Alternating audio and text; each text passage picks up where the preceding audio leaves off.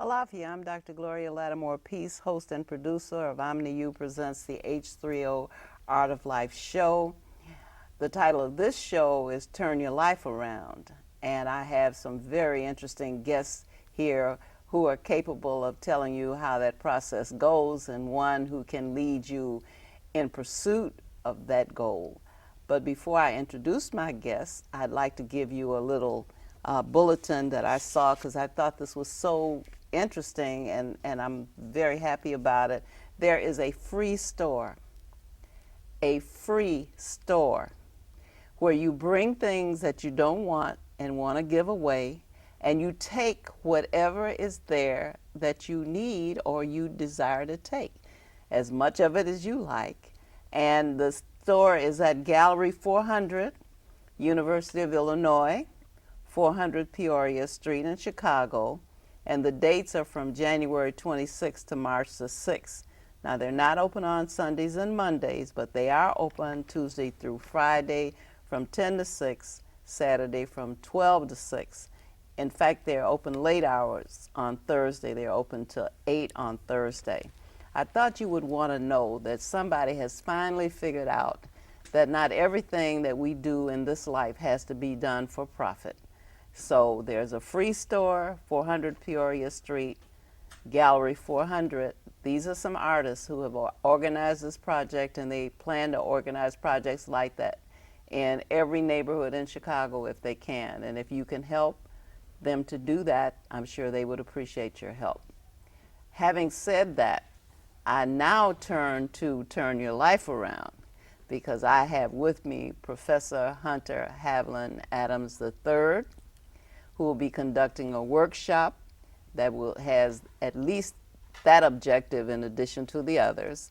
And with him also is someone who has been in attendance at a previous workshop. Her name is Cherly Matlock, and she's an author and a filmmaker and a lot of good stuff and a lot of fun.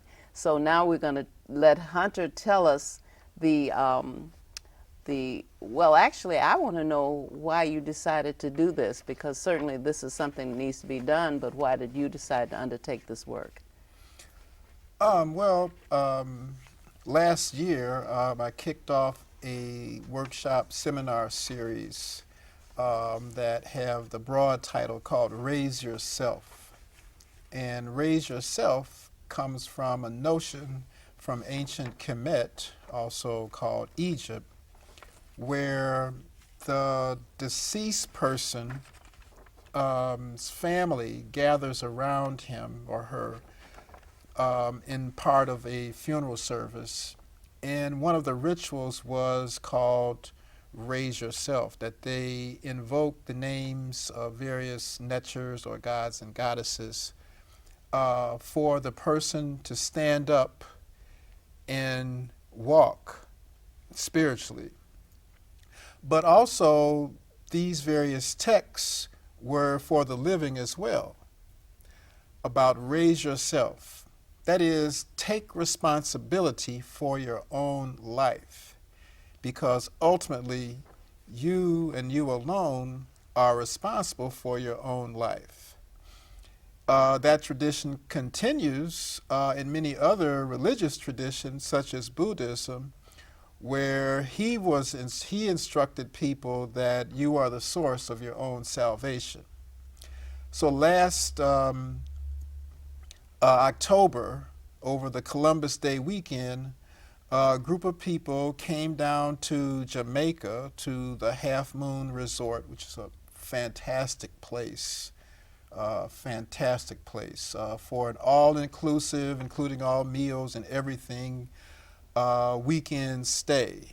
And it featured myself leading the seminar, which was actually about a day and a half of actual seminar. And people from various walks of life, psychiatrists, lawyers, psychologists, one who was a Quaker, mothers, and so forth, were there, and they had a fantastic experience. There was even a Jamaican physician who was a surgeon.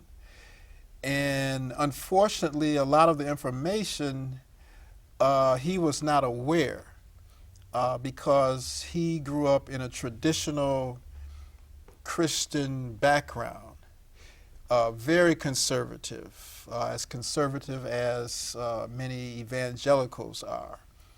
And so he was not aware of the notion that Christianity really had its birth and growth spurt in East Africa, mainly Egypt and later Ethiopia. And he was not aware that the earliest depictions of Jesus the Christ found in the catacombs of Rome show him as someone with clearly identifiable African features. He had never, ever seen that. In fact, he had never imagined that because he grew up in the Caribbean and he was accustomed to seeing Jesus looking like a European. And then he had difficulties dealing with the notion that spirituality did not begin with the birth of Judaism and Christianity or Islam, that it had its birth tens, even hundreds, or at least 100,000 years prior to that. And I gave evidence of that from the works of a medical anthropologist at University of California, Berkeley, Alondra Oubre. She has a very good book. It's very technical. It's not easy reading, but you will be edified from reading it, called Instinct and Revelation, where she traces with evidence 100,000 years of human spiritual evolution beginning in Africa. And the rock art evidence all over Africa and other places as well supports that hypothesis. So we were looking at that retreat the science of salvation and transformation. We had one reverend from Atlanta whose ministry is named Truth and Transformation Ministries. And so by the idea that I was talking about the science of salvation and transformation, he said he wanted to be there, and he was not disappointed. And many of the things we discussed, he's incorporating in his ministry. So it was not a seminar that was asking people to change their beliefs.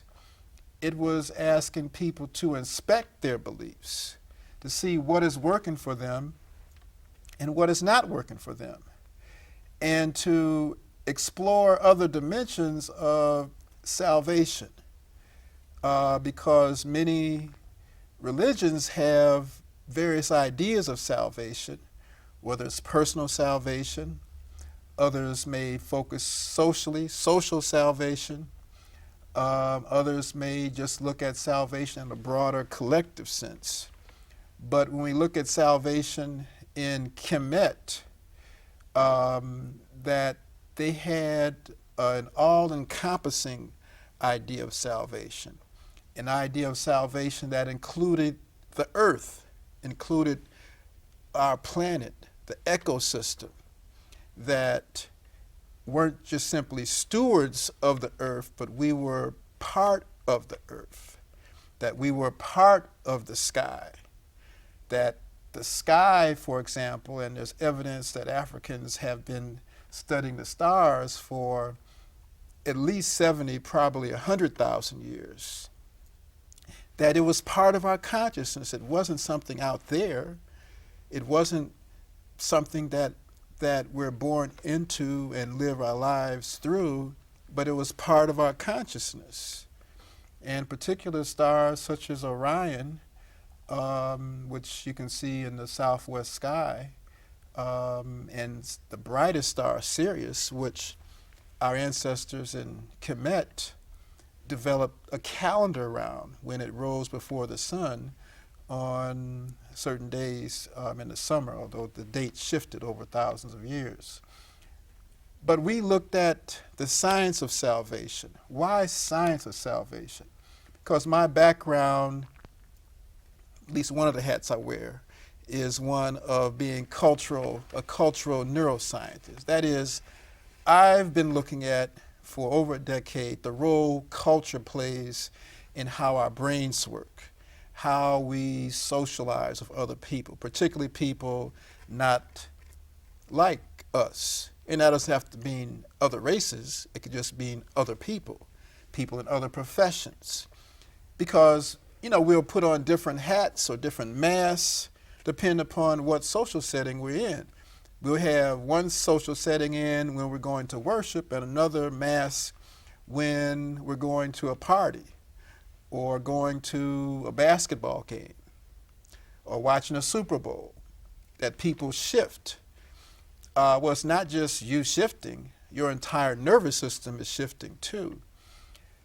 So when we talk about the science of salvation and transformation, our ancestors in Kemet and other places were very astute observers of life, of themselves, of their awareness under different conditions, and had developed a wide array of techniques for an individual. Typically, it wasn't very democratic, so it was mainly those who were close to the priesthood. I'm sorry, my Egyptology friends may be disappointed in saying that, but that is true. Where someone would develop their consciousness and have various states of consciousness, something called the perfect black, which is similar to Kensho in Buddhism and Japanese Buddhism, where everything just shuts down. There's no sound, there's no light, you're not hearing anything, there's no mind, at least your regular mind. But there's another kind of consciousness that emerges from that. And so there's a number of people who've been looking at this whole notion of the science of spirituality. And so at that retreat, seminar, that's what we dealt with. Then the second one of the series was just this past January, and this one was a half-day workshop. And that was called Stop Coping and Start Living: Strategies to Empower and Enlighten Yourself. Because so many of our people in general, particularly in this economy, Dr. Peace, are just coping. They just going along to get along, and they're under tremendous amounts of stress. They're self-medicating. Seems like they can't find a way out. They're unhappy. They're irritable. We've seen people like that. And so this workshop was designed to, one, have people identify the mechanisms of coping. And we had one breakout session where everyone worked at the 7 different aspects of coping. We just think coping is coping. I'm just coping. As the song said, don't bother me, I can't cope. Right? But there's different dimensions of coping. And that workshop was held at the beautiful South Shore Cultural Center. And we had it was a very diverse group of people. We had one sister from London that came. We had a student from the University of Minnesota who came. We had lawyers, we had filmmakers, including Cheryl.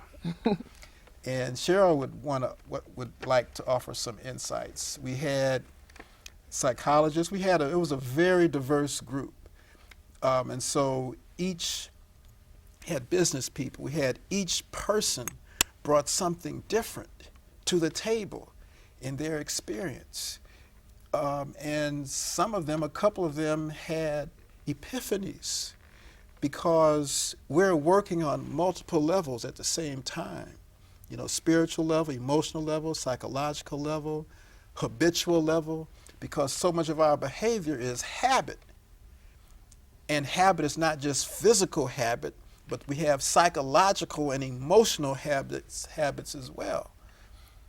And, you know, I gave them tools, strategies to identify those, one, but also how do you transcend that habit?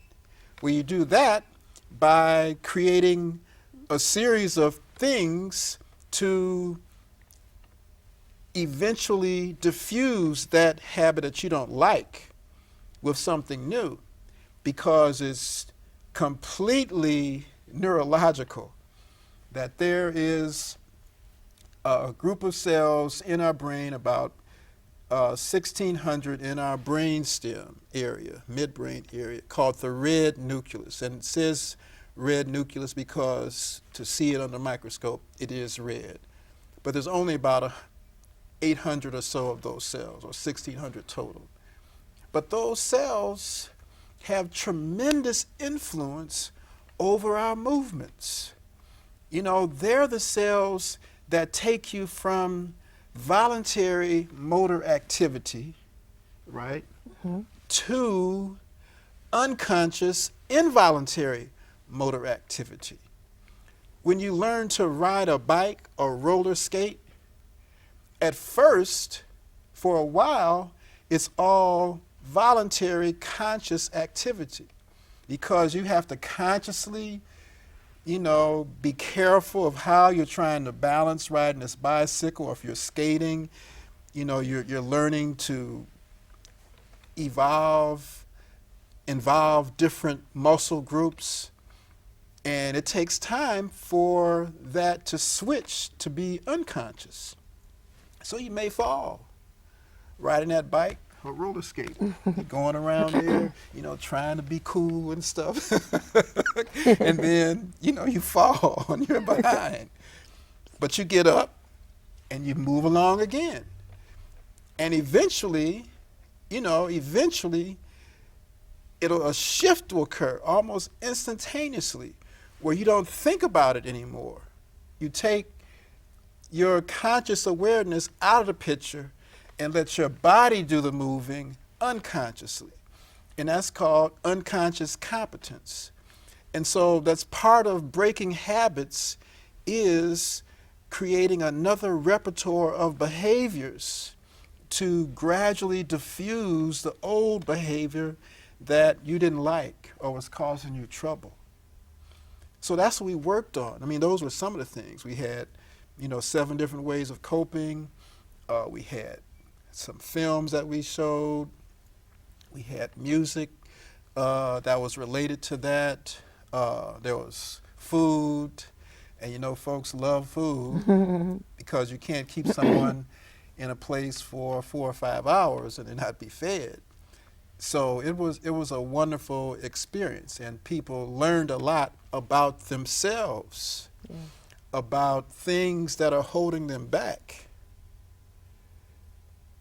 That light bulbs went off. That, wow, I didn't know that. You know, we dealt with one of the ways of coping is financial coping, and that's a big issue today in this economy. Am I right? Mm-hmm. And so we had a short film clip of someone that was in government office during the Bush administration, that talked about how the Treasury system works, what's really going on there. And it was very enlightening for a lot of people to learn that things are not as they seem or as we're being told, that there's high-level, high-stakes games that are being played with the American people.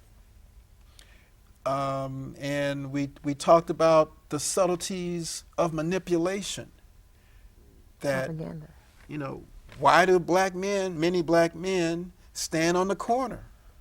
You know, well, mainly because they see other black men standing on the corner. And so it becomes a habit because we have specialized nerve cells called mirror neurons. And these mirror neurons allow us to mirror the actions of other people. And so we take in the movements, the expressions of other people, everyone that we see, in order to anticipate what their motivations may be, what their intentions might be. Do they mean to harm me? If you're walking down the street at night as a woman, you see a dark, ambiguous cloud, and you know it's people, men. You've got to decide, well, do I wait till I get up there to see their faces to know what their intentions are? Or do I go the other way? Or do I try to find some help or someone to walk with me? Right? Because you have these internalized experiences of other people. And so these mirror neurons, we mirror each other all the time. We mirror the beauty in each other and the ugliness in each other. And so we talked about that in relationship to how do we live? How do we live? What kind of life do we want to have? Is this the best that we can have even under these financial conditions? Or is there something better? And of course, there is something better. But we have to take responsibility for that, for creating the life that we want. So that's where the idea of raise yourself comes in, of taking responsibility for the life that we wish to have in all its manifestations. You remind me so much of President Obama. Ah! Because when you can understand when somebody understands what it is they're talking about. Oh, yeah. Because they don't give you short answers. Yeah. You ask them a question, they give you an answer, and when they have given you an answer, you fully understand the answer as well as the fact that the person understood the question. Yeah. So I'm very pleased that you gave such a comprehensive answer to the question, because I think that laid a very good foundation for my question to Cherly Matlock, which is, you were there. Mm-hmm. And he talked about his reason, and he went back even before this particular workshop in January. Mm-hmm. To lay a foundation, but you were present at the one in January. Yes. And so what was your experience? What had you expected when you went there, and what did you find as a result of having engaged in this workshop for half a day? Well, when I went, I've known Hunter for years. I met him at the Black Harvest Film Festival, I think in 2002, Right. when I had my film showing there, and he walked up to me, and from then on we talked, but I had never attended one of his sessions. And one of the things that I like so much about the way he conducted his seminar is it wasn't all this, how you go to some of these things and they just talk at you and tell you you're great, you can do anything, you're wonderful. He tells you that as a people, some of us are surviving while suffering and don't even know it. But he doesn't just tell you that. He gives you the building blocks that you can use to climb out of whatever is holding you back. He gives you concrete things that you can do. And he taught us so much about the mind. I mean, these are all the notes that I took. I'm serious. You got pages of yeah, typewritten and notes. this is typewritten, so this probably translates to at least maybe 8 pages or 10 pages, handwritten. But it's you think what he gave you here was a lot.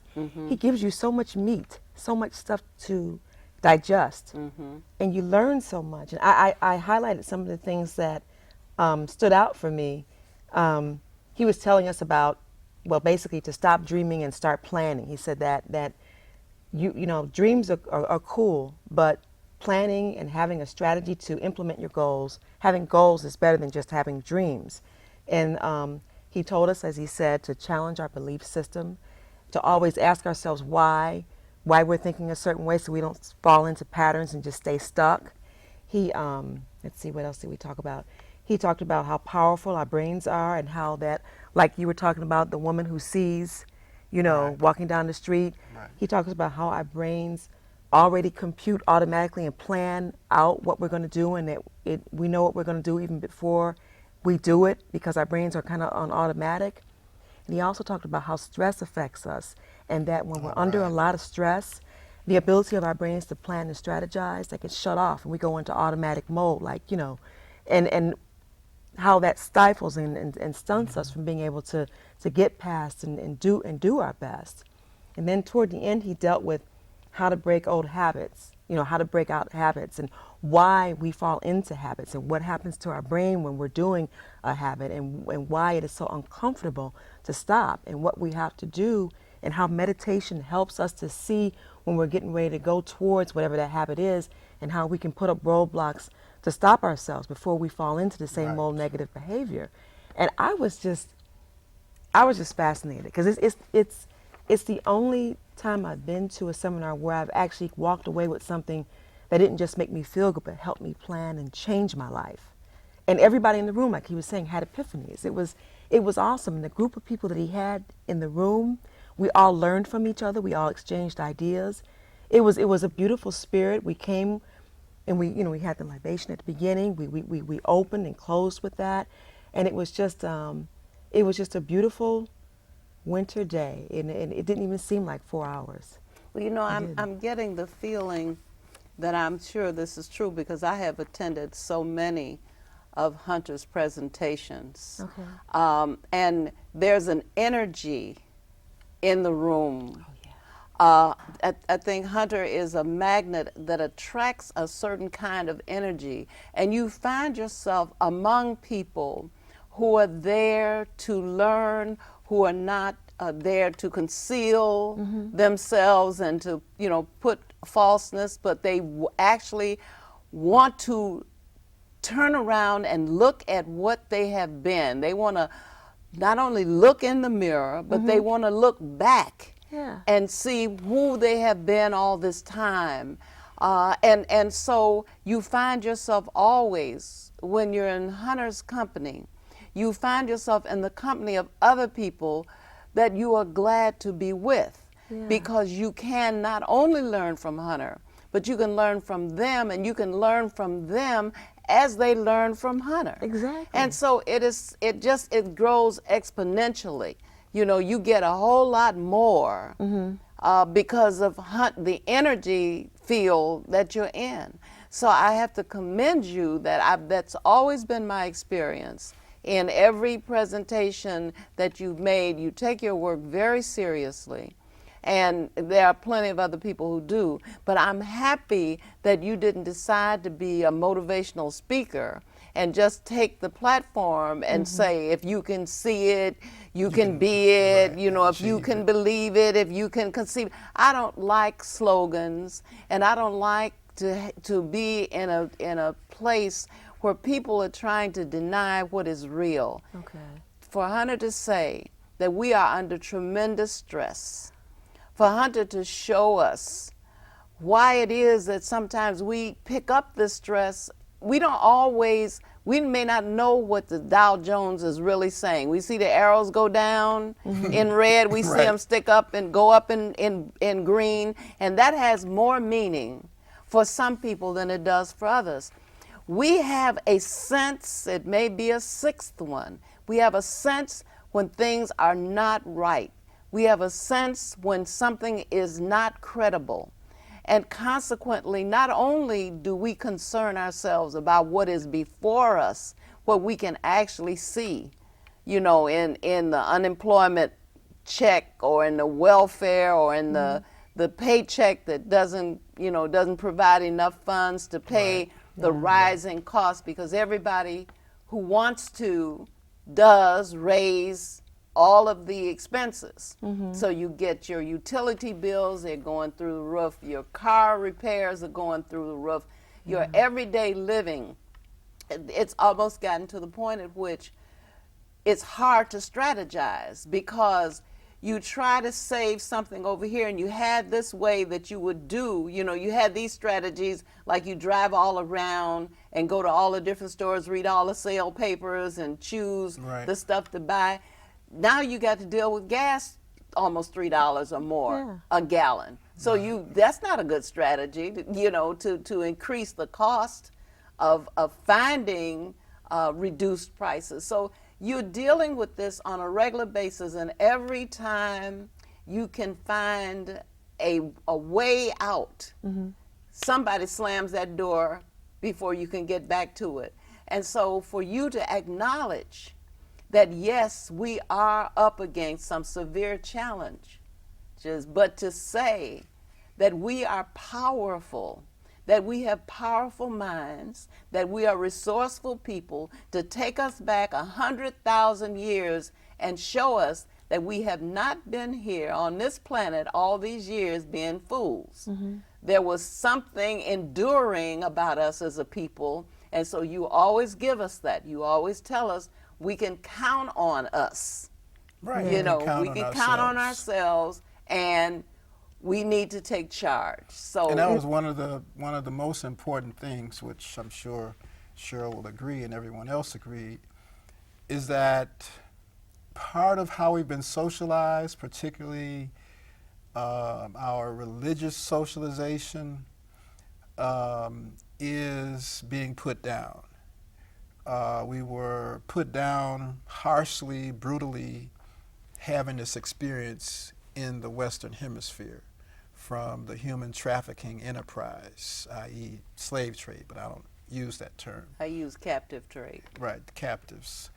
And so to be put down in a worship service is counterproductive in terms of how our brains work, because you are destroying in that moment the person's self-esteem. You're telling the person that they're worthless and unworthy and they're not worthwhile. Impotent. And they're impotent. They can't do anything without an external source that is doing it for them, that's no longer present or is invisible. And I'm not meaning to crack on that, but the point is that the source is still there, but we have within us, by our biology, the capacity to heal our own lives. We have that. But if that is not given voice and repeated over and over again, well, then people have to go elsewhere to seminars, to workshops, to motivational speakers to get that. But they're not getting it in their worship services, whatever ones they may be. There are some exceptions. The other thing he dealt with, which was the epiphany for me, was this whole theory of they. Oh, right. And about how our leaders, some of our leaders, I'm not talking about the president, I'm talking about some of our people who are leading us, sometimes tell us that, we can't do this because they have control over this and they've got that and they won't let us. And he was saying they. And that what they don't realize is that this kind of speak is, as you said, I'm quoting him here, self-destructive and disempowering, because we do have the power. Like he was saying, instead of fight the power, right. Say we are the power. Because right. all of these adjectives or these sentences that are used really serve just to disempower us, and that we have to change our way of thinking. And he fosters such a positive environment. It makes it easy for people to open up and exchange ideas. And he facilitates, and he doesn't try to dominate, he guides you. And that's what's so cool about his seminars, is that he's a teacher, but he's a brilliant teacher, because he knows how to let people discover, amongst themselves, but he knows how to guide you, away from the bad and toward the good. And I found that whole theory of they, because it even told me, some of my friends, even said, well, ain't no sense in us trying because they this, they that, they ain't gonna let us, so what's the point? Well, And you can't deify. See, that's the problem we have. We deify Defy and others. objectify ourselves. You see, Shit. we That's create it. idols. We create false gods, and if we're going to create them, then they're ours to worship. we give them the power. Yeah, so we need to stop deifying people, because people do what they do, Yeah, which means that they have the power to do what they do. exactly. But that does not mean that they have all the power. There you go. So it's very good that you remind us. And then, of course, I think about, when I think in terms of power, I think, in all the holy books, there's always some reference that will let you understand.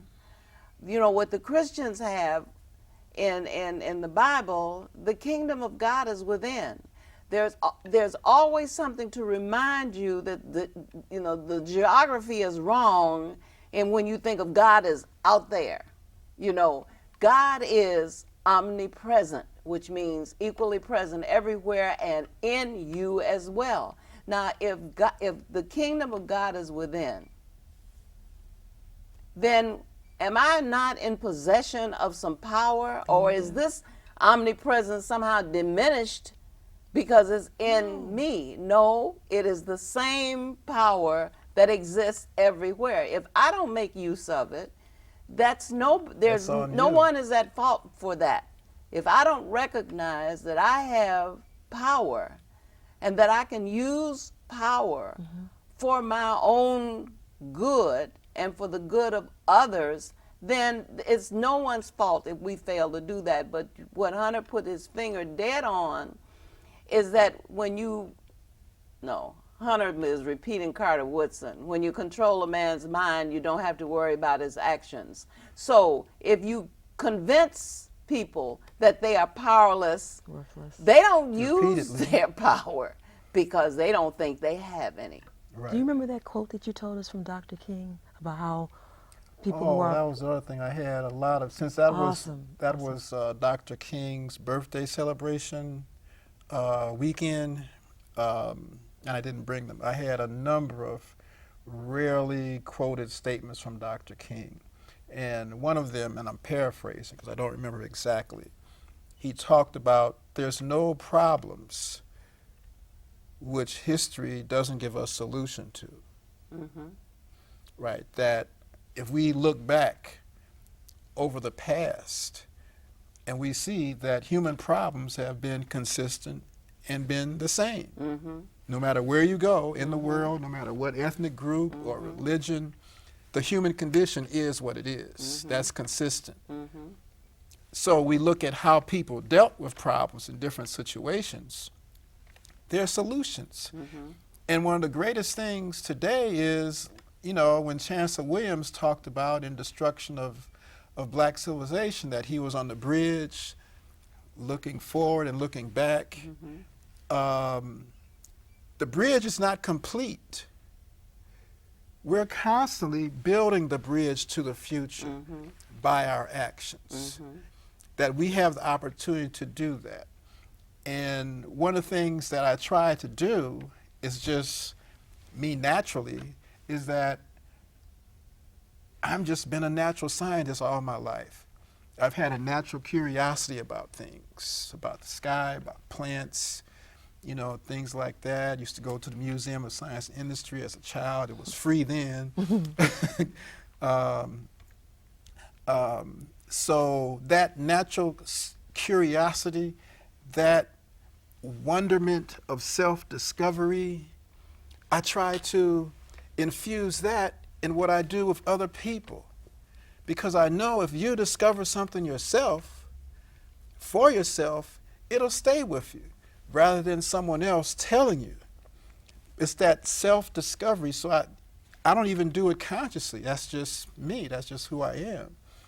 But I do try to create a safe environment for everyone who attends, because that's really important, because people come with their own concerns, and I want to have an environment there, and it always ends up that way, where people feel safe that they can share intimate things with total strangers, right? And don't have to worry about being judged, torn being down. condemned. But we're not on Front Street. See, nobody came there to be on Front Street, and when people come to your seminars, Hunter, they come because they believe that they will be wiser for having been present. So nobody's coming to, very few people I would imagine are coming so they could promenade, because there's nothing, you're a master, so now you are coming to take on the master. And Well, the I'm just an ordinary human being. No. I'm not a master. Of what you listen. All right, I am who I diffuse your am. light. Do not bury I'm your, not diffusing, don't bury right. your lamp under a bushel. Come Okay. on. We can't do that. That's not fair. It's Shine, not right. shine. Because, see, the thing is, you know, you can give the glory to your source. You know, you can say, yes, I do know this.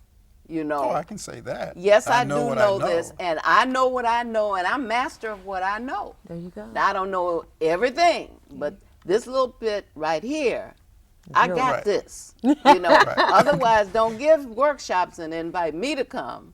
Because if you haven't got this, I can stay home and read a book for somebody that said they got it. Okay. So, you know, claim what's yours. It's yours. Well, I do, you know, okay. but- So, yeah, you're a master. So, if somebody wants to come up on your turf and challenge you, I hope they bring something.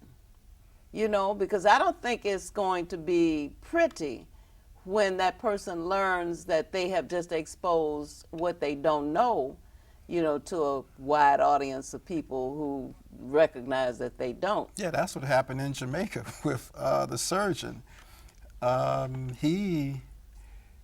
It was really a beautiful thing that he was there, and that it allowed the other people who were there to interact with him and to try to help him along the way to see.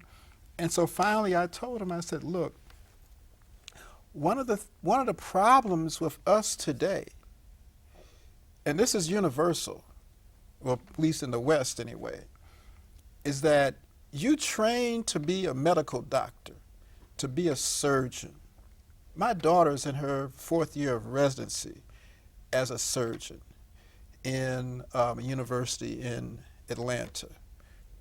She worked very, very, very hard and continues to work hard. So I know you've worked hard to be a surgeon. It was rigorous. And so what I'm asking you to do, put the same rigor in the study of your spirituality Okay. for yourself. Yeah. Why just accept carte blanche what's been written as if it is the holy singular truth?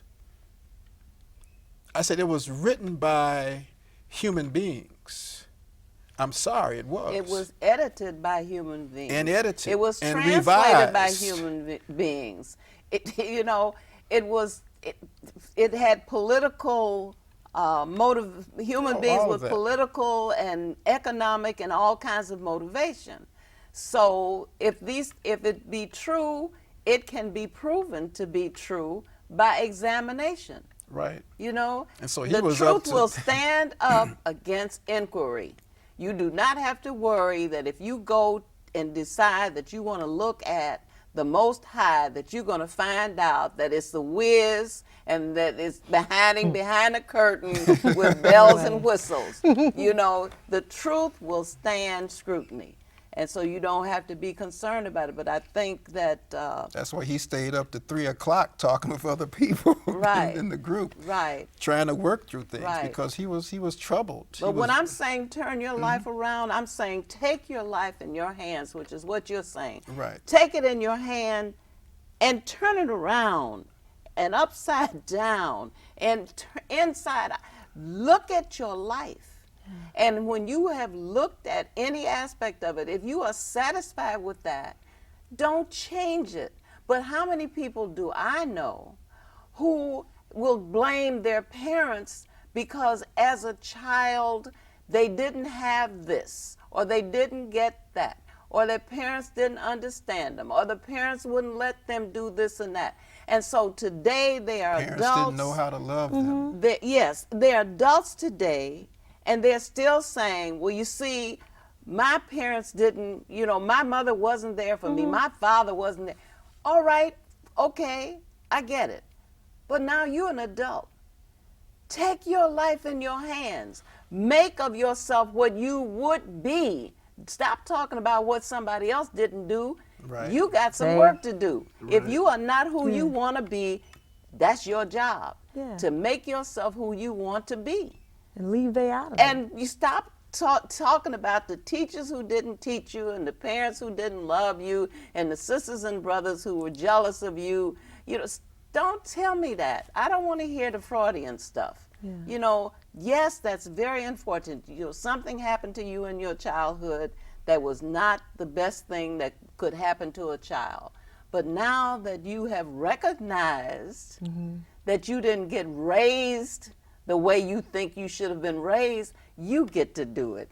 And the thing, other skill that he taught us or told us, you know, walked us through is that instead of falling into the rote pattern of just doing the same old habit, he gives you the tools that you need to use so that when you see the behavior coming, you can stop and go, oh, no, I don't want to do that anymore. Whatever it is, be it eating chocolate, which is one of mine, you know, one of my weaknesses, or whatever it is. He gives you the tools that you can use to be able to stop yourself so you can stop blaming they. And there's all kind of different theys. I let him go in more of that. But that's what I found so rich about his teaching, is he doesn't just get up there and tell you you're great, you know, you can do anything, or that you're worthless and you're nothing and you're never going to get anywhere. He tells you that it's not going to be easy to change, but then he gives you the tools that you can use to do it. And I have implemented, which is one of the reasons why I'm doing this letting go of, you know, for this 40-day fast thing that I'm doing. You know, I'm not fasting for 40 days, but I'm giving up certain things that I could never conceive myself doing before I went into his workshop. I was like, I'm never giving up chocolate, pork, all the other things that I eat that I shouldn't be eating, which I've given up for Lent. You know, I credit him for showing me how to do that. Instead of lunging for that chocolate candy that's in my refrigerator, he, you know, let him. Well, you got to clean out your refrigerator. I'll take the chocolate. It's in there. You know what? I'm so strong One of now the first that it's steps. sitting in there, and it doesn't even faze me. Okay. It doesn't even faze me. Okay. His teaching is that good. Okay. Well, it's going to get even better April the 3rd because we're going to do another workshop in this Raise Yourself series, 2010 Raise Yourself series called Reset. And Reset is about changing your story and healing your life. That, you know, anyone who's used a computer know that there's a way that you can reset the programs after something goes bad. You just hit this button or a couple of buttons and reset. You can go back to where you were. I do that inadvertently. Right before that. But now imagine for a minute if you could do that with some poor choices that you made years ago.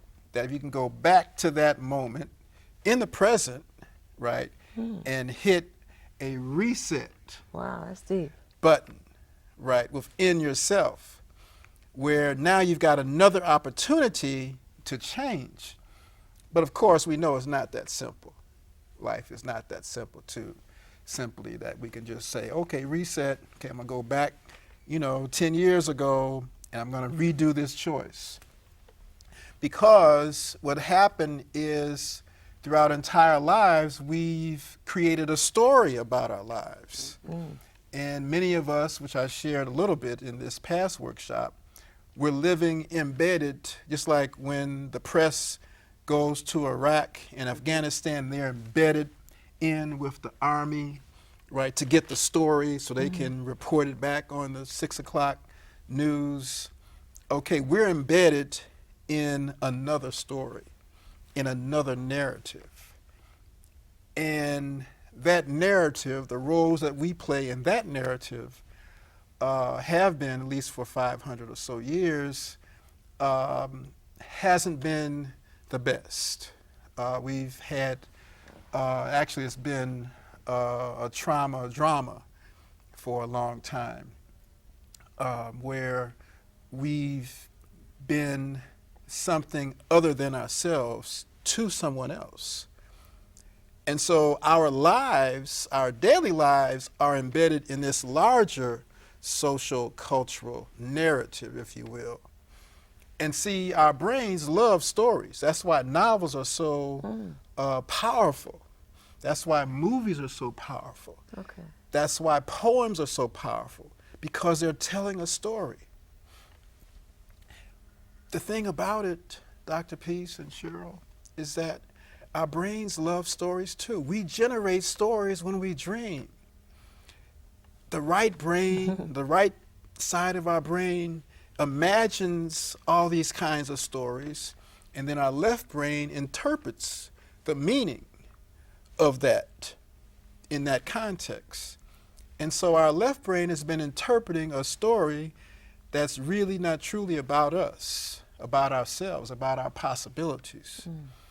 And so part of the reason why we have so many issues is because we're working out of the wrong story, a story that has many twists and turns that were created for the protagonists in the story, right? And we find ourselves to be not that we're the sideshow in this other story. The straight man. Right. And so this workshop is different. It builds upon that one, even though you may not have attended the previous workshop or my seminar, that's okay. This builds on that. So the people who did, I mean, they will get more out of it because they have a foundation. So we're going to be taking people to the edge and daring them to leap. Right. Right. That if you really want to make self-corrections, you know, this is a place to be, because you're going to get a different set of tools to add to your cognitive, emotional, psychological, physical toolkit, right? To change that story and to see where this story began, because that's important, to see where the origin of these multiple stories began, why we are the way we are. You know, there's, if someone goes to TED, TED, I think it's TED.com or TED.org, there's a sister from the continent who talks about the dangers of a single story. Yes, I've seen that. And it's wonderful about the dangers of a single story. That there are multiple stories. We all have stories. We all have wonderful things to say about ourselves, about our past, about our possibilities. And so here, how can we affect healing? How can we heal our lives? In this case, it's about changing the story, because when we make the determination and actually change our story, you're also changing your brain, mind, and body. You're also impacting the people around you, because they're going to see, oh, there's something different about you now. What is it? You know, there's a glow about you that wasn't as bright as it was before.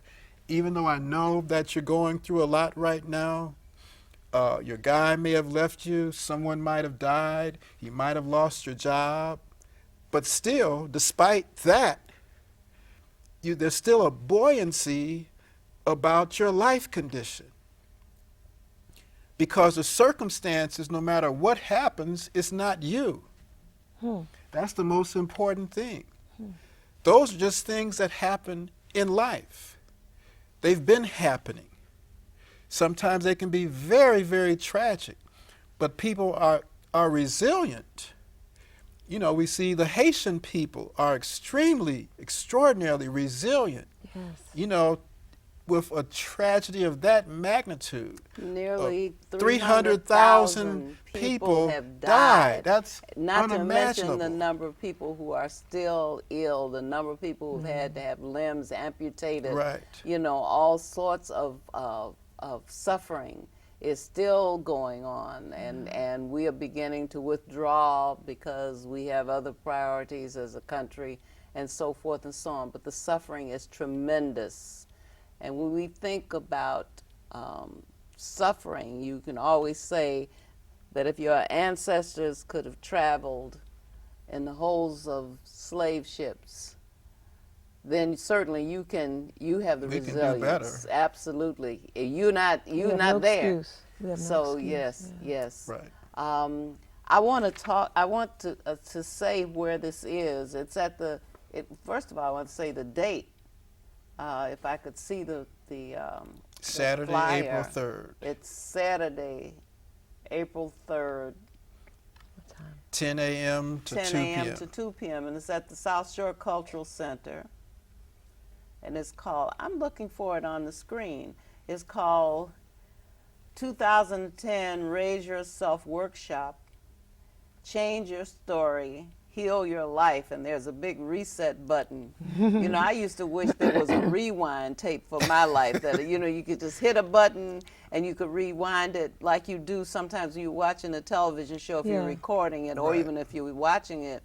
And if you didn't really understand something, you could go back to it and look at it and get the understanding. This is another thing we need to be able to do. We need to, sometimes we miss something we thought we heard. As you say, there's a story that we've been replaying, and that is not actually what actually happened. Right. But we missed a part of the story, or we underheard a Right. part of the story, and consequently we don't get the meaning out of our experience, and we go through life with I always call it missed understandings when we are operating out of something that is not true, that is false.